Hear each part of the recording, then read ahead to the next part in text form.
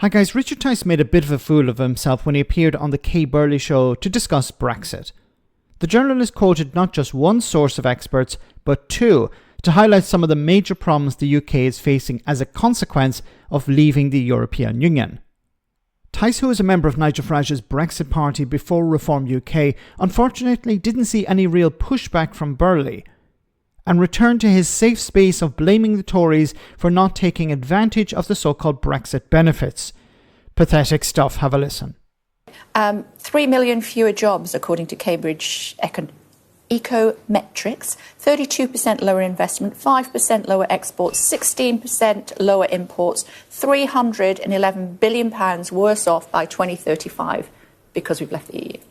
And it's just complete nonsense. I mean, this is twaddled by Remoaners institutions that just can't accept the fact that we've left. And actually, we've now got great opportunities. Oh my goodness. Okay.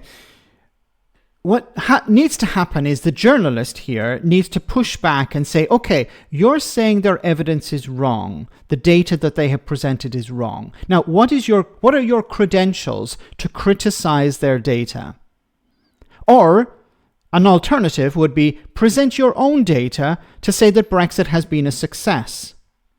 But you're not going to see that from Richard Tice and Reform UK. All they're saying is, I don't like the people who are presenting the data, and that's my justification for saying that their data is wrong.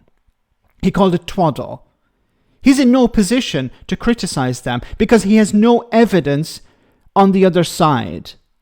And the journalist here should be asking him, say, okay, Richard, you're saying that these experts are wrong. In what way are they wrong? And please present the evidence that jobs are up, that trade is up, that there's a massive boost to the UK economy as a result of leaving the European Union. That should be the question that's asked here, but unfortunately it doesn't get asked. And we should grab them and thrive them. The issue with Brexit is that the Tories utterly failed, having taken us rightly out of the EU, to take advantage of it, to do the things that they promised.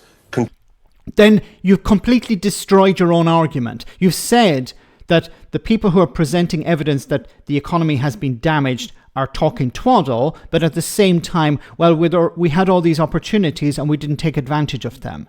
So let's say, for the sake of argument, there are advantages and the Tories have not taken advantage of them.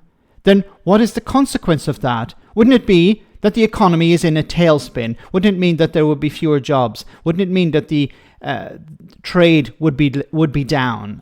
He's trying to argue two conflicting positions. Control immigration, get rid of daft EU laws, lower taxes, and that's how you grow an economy. You can't tax your way out of a crisis. So we don't need experts, as somebody famous once said, is what you're suggesting there. Let me just quote Bloomberg to you, though. Found that Brexit is costing the UK economy £100 billion a year.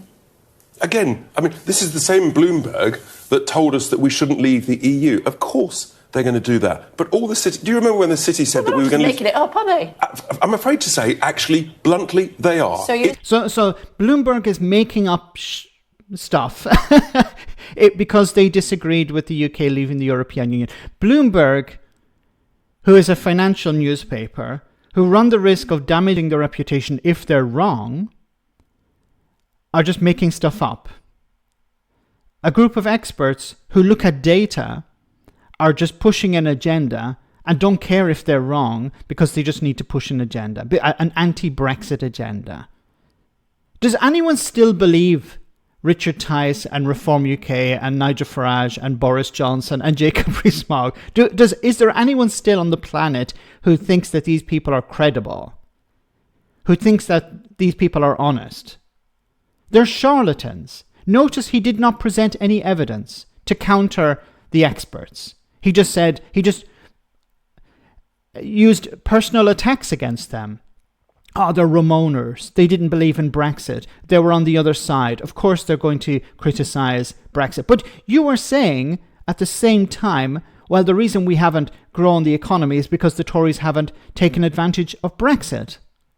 So which way is it, Richard? Is the economy booming because the UK left the European Union, or is the economy struggling? You can't have it both ways. It's pathetic.